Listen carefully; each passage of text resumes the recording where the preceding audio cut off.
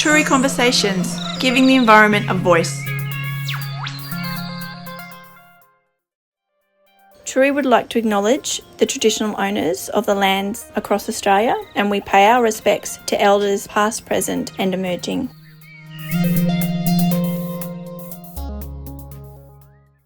All right, should we kick off? Everybody ready?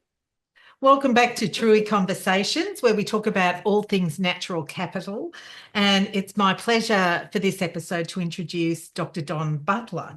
Don is an ecologist and biogeographer working to support evidence-based solutions for key challenges in landscape management and biodiversity conservation through policy, regulation, and market-based incentives.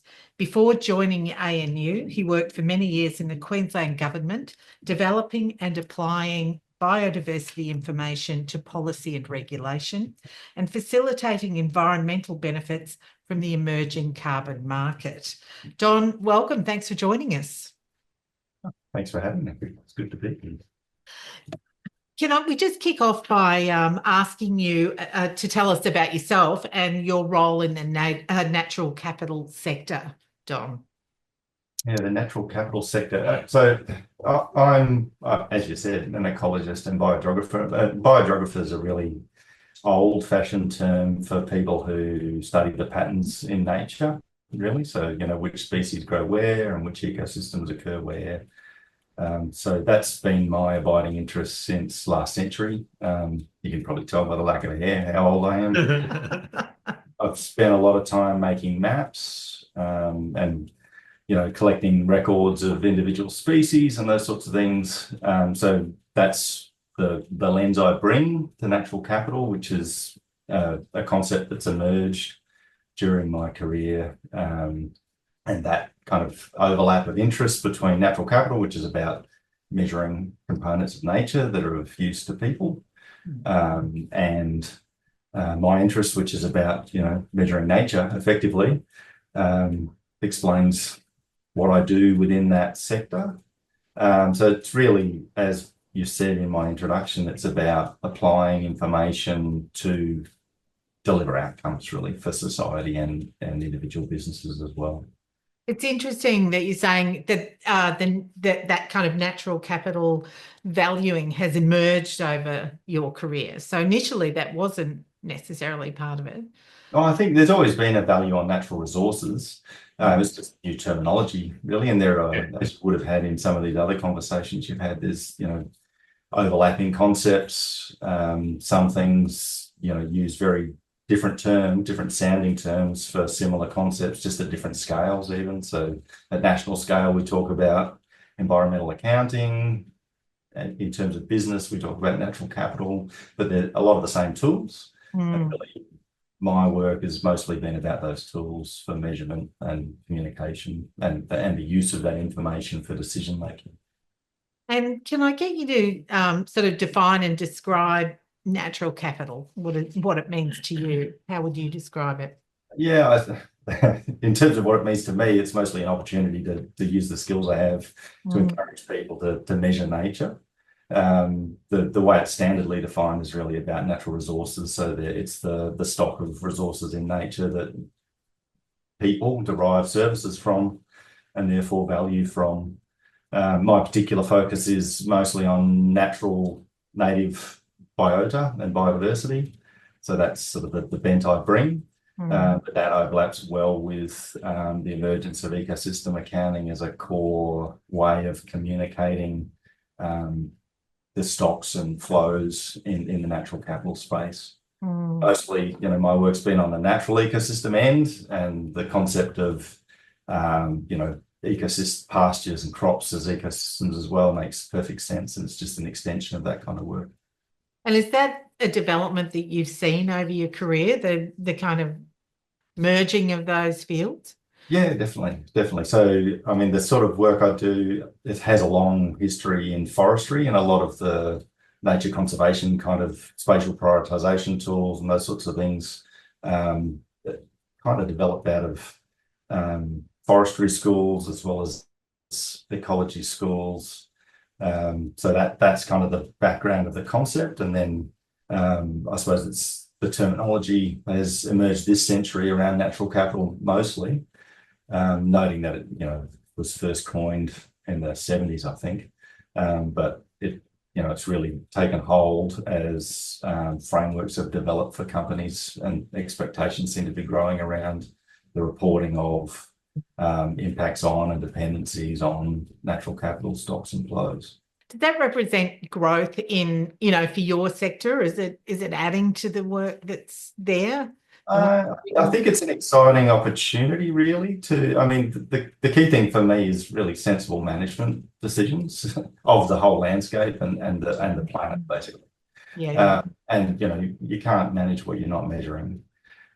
So really, that's what it boils down to. You need to be measuring what we're doing, what the impact is on those resources, the whole concept of sustainability, in terms of giving future generations similar opportunities as we've had ourselves, is founded on not degrading and depleting the resources, the choices that are open to our culture.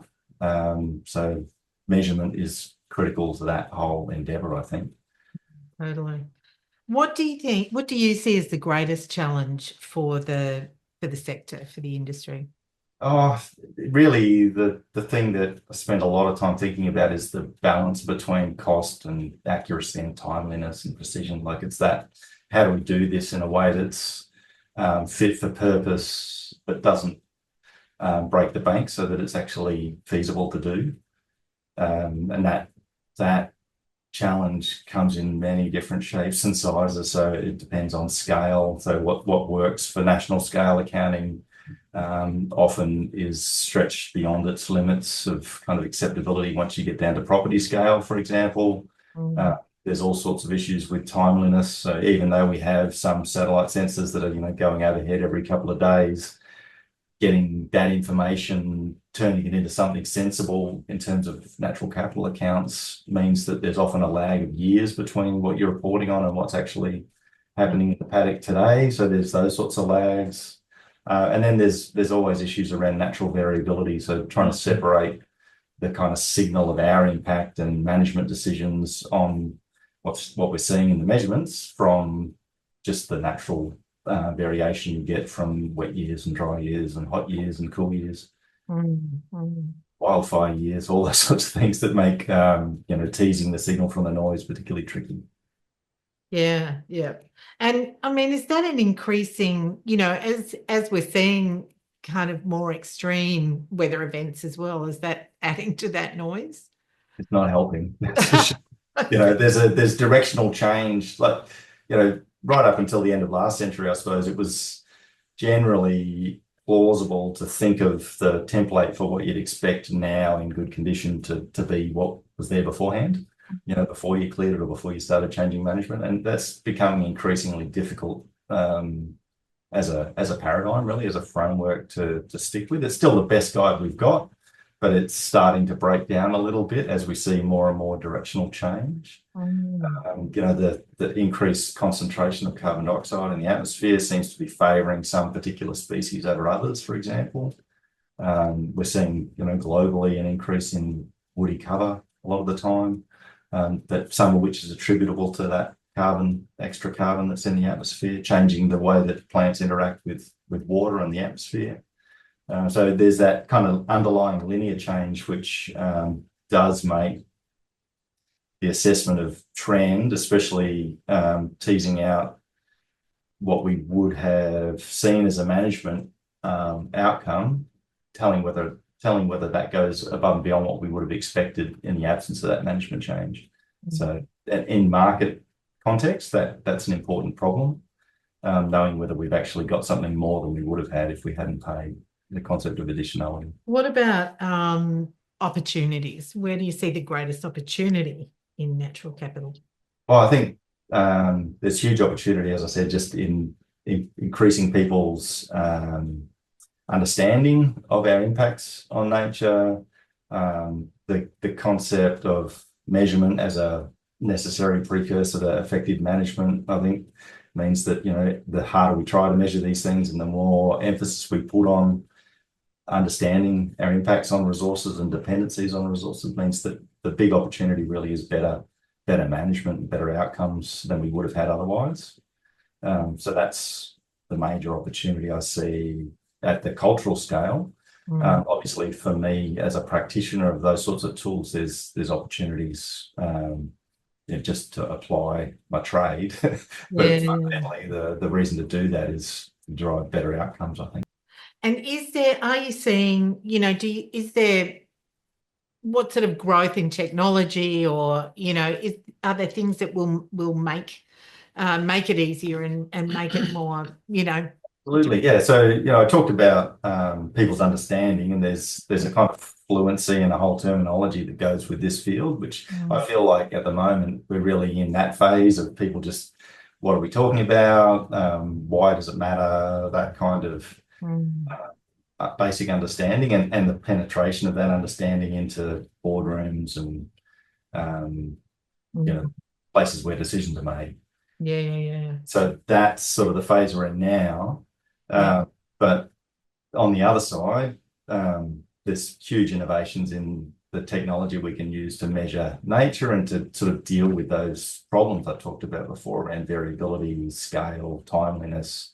So, drones, LiDAR, the proliferation of satellite sensors and the things that they're measuring, the frequency of measurement, all of it's making the job easier in some ways, but that then means that there's so many choices that can be made, and finding the right tool for the problem you're trying to solve kind of becomes a little bit trickier in some ways if you've got that many choices that you can follow, because new sensors, they're great for today, but they don't tell you anything about the way the place was 10 years ago, and that often it's the time series, the depth of that time series that helps you solve the problems of natural variability, for example. So there's swings and roundabouts all over the place. Yeah. So just had a question. So on the whole measurement thing, and so you're on a paper this year with Andrew McIntosh and Megan Evans, I think, and I think you assessed about 116 human-induced regen projects for the carbon scheme, and I think one of the main outcomes I read was that most didn't meet the regulatory requirements of the scheme. Okay. And there was, talking about administrative and governance issues that need sort of looking at. But, and, you've just pointed out the challenges here around, teasing out management versus climate. Do you see a role for models there in this? Oh, definitely. Yeah, and that's part of the solution, I think. Yeah. And part of what's gone so horribly wrong with HIR, I think, is that they've just applied the wrong model, really. Like the method was written for regeneration of forests in areas that previously were forest on cleared land, basically. So we know why they're not forest, and it's been applied to rangelands with the promise that, we'll grow forests in country that haven't supported forests probably since the Eocene. So it's a huge mismatch. And that's fundamentally the problem. But yeah, there's definitely a role for models in sort of assessing the management impact, as we've seen in other papers related to soil carbon, for example. There's some that have recently come out, one in particular that kind of talks about the same problem. And I think it's actually even more acute in the soil carbon space because it is so much harder to see from space. At least with trees, you can kind of see them from space in lots of different ways, and we've had that technology for a long time. Start looking beneath the soil surface, you rely more on proxies, and that problem gets even trickier.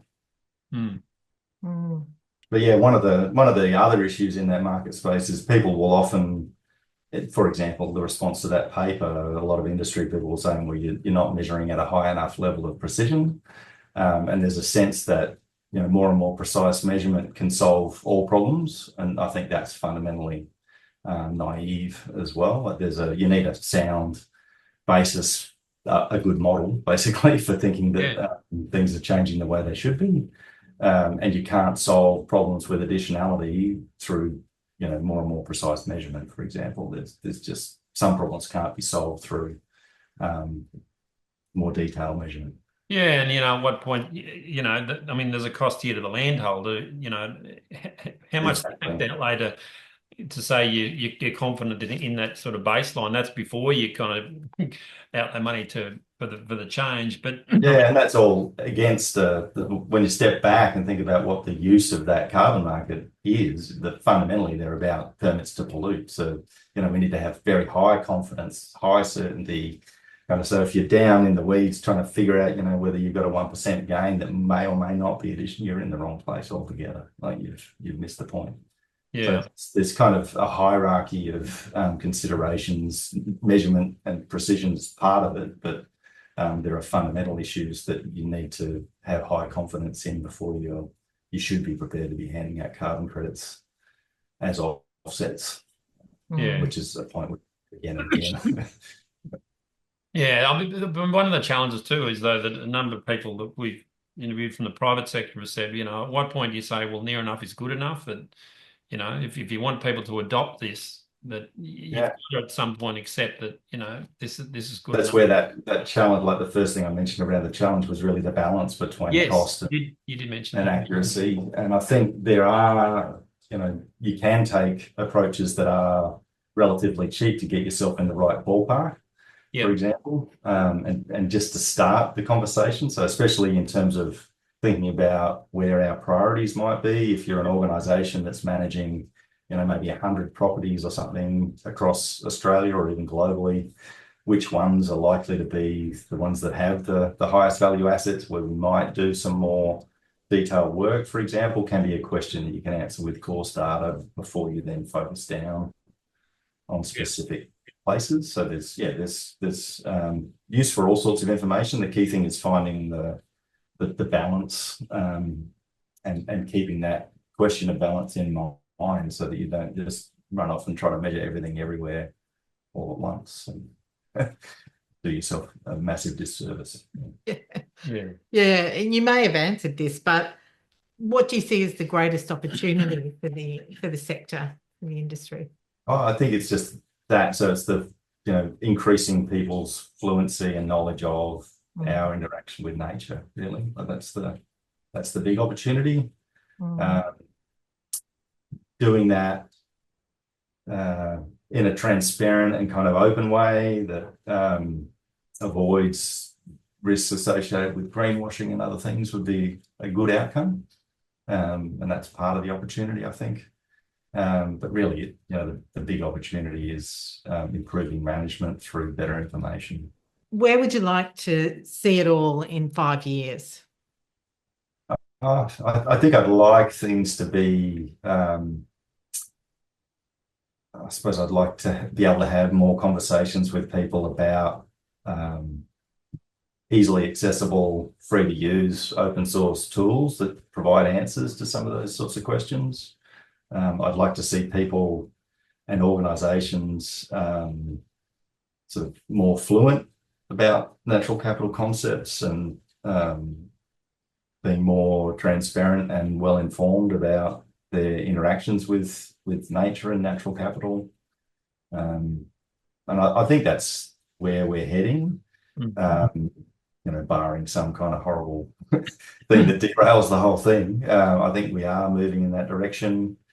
I think we'll have some more clarity about, the why, so how these things will matter to businesses. At the moment, there's a vague sort of sense that people need to be considering these things, but no one's really clear on exactly how good it needs to be before you've done your job well enough. And I think we're seeing, some of the market access type things emerging from Europe might form part of the why for some of your subscribers, I think. But yeah, that's where I think we're headed, just kind of general dissemination of the concepts, improvement in fluency and more accessibility and transparency for the data and the kind of underlying resources that you need to do this type of work. Yeah, and I think things are moving at such a rapid pace, too, But I mean, that was part of the motivation for these conversations, was just trying to, let's get a bit more discussion going, and what does it mean to you? And that's exactly why we try to talk to people from a diverse range of industries to because it means different things to different people was our Oh, observation. definitely. Yeah. And there's some sort of enabling things that are starting to fall into place, like the system of environmental economic accounts, the UN framework that's now starting to be adopted by Australia. We're about to see the publication of our first set of national environmental ecosystem accounts. There's now a global typology for ecosystems that a national typology should integrate with, those sort of basic structures and the kind of vocabulary we need to talk sensibly about these things across state borders and international borders are starting to fall into place. But even nationally, with the nature repair bill passing, and the fact that they're calling for methods, the calculator method as well, I think that's all positive. It's moving at a quicker rate than I thought it would. So they're positive things. Would you agree?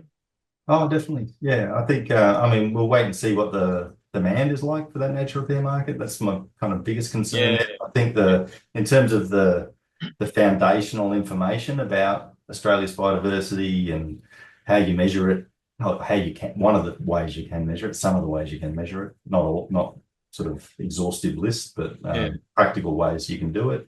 What biodiversity gain might mean, those kind of things, having them in place can be useful for all sorts of ends, I think. And hopefully will drive a bit more investment into the underlying data sets and, that kind of vision I was trying to talk about for 5 years' time, when we've got better access to, freely available, consistent data that plugs into those kind of ecosystem typologies that are being applied globally, for example. That requires investment. And I think those sorts of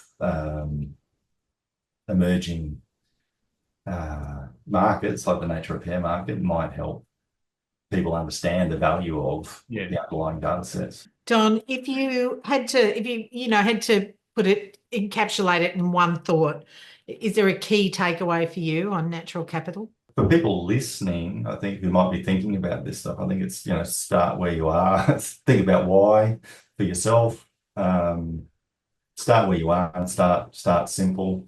I think it's like a lot of problems, you really want to get going and try something to really understand it. Like, you can read as much as you like, hypothetically, but until you start to actually try to apply it, you won't really be reading deeply, is my expectation. And it's often simpler than you think. That may not be the case, but it's good to start somewhere. Yeah, I think it's great advice, really. You just need to get going, don't you? And start understanding and working through it. Yeah, you're not going to, build a rocket ship with your first attempt, but you're allowed to get a rocket ship until you build a skate either. It's you want to get started. Yeah. It's been a fascinating conversation, and I think you've touched on, a lot of key points that we have emerged through the conversations, wouldn't you say, Dave? The whole measurement thing has been something that's popped up through all the conversations, and about the importance of measurement, but also sort of not over measurement. No, not over top, but just give us a repeatable and easy to follow method, and we'll adopt it. But we've got to get consistent. Yeah, and when I say get started, I suppose that's what I mean. Like, start measuring something. And I think people are just sort of saying, well, but at least give us some clear direction, and we'll do it. People in the horticulture industry that we've spoken to, it's like, we're happy to work with a method, but we've got to have some clear direction. Yeah, that's the trickiest thing at the moment. I'm sure we'll get there, like, in terms of consistency, but at the moment we're in that phase where there's just a lot of different frameworks and standards. And it's slowly developing and refining, exactly. And then my expectation is that some of them will coalesce and we'll see a dominant thread. But nature is complicated, and there's lots of different ways to look at it. So I don't expect that it'll just be as simple as one currency like the carbon market works with. Yeah, we still persist to work in the environmental game, Don. I think you probably must like complexity or something, Dave. Obviously plenty for you to do. Yeah, that's right. Thanks so much, Don. It's been a fantastic conversation.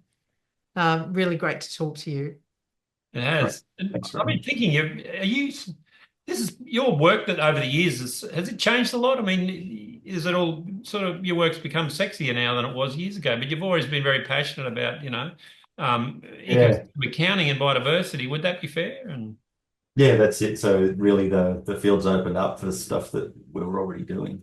really acknowledging it now. Yeah. So Yeah, good on which you. is nice to see.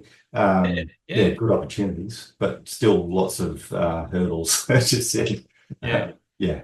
Yeah. All right. Thanks, mate. Thanks so much. Thanks. Thanks, Don.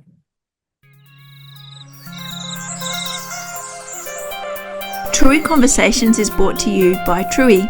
We create data-driven web applications that give the environment a voice. I'm Bonnie Marsh, co-founder of Trui, and I really hope that you've enjoyed today's conversation. Thank you very much for being here with us, and I look forward to seeing you next time.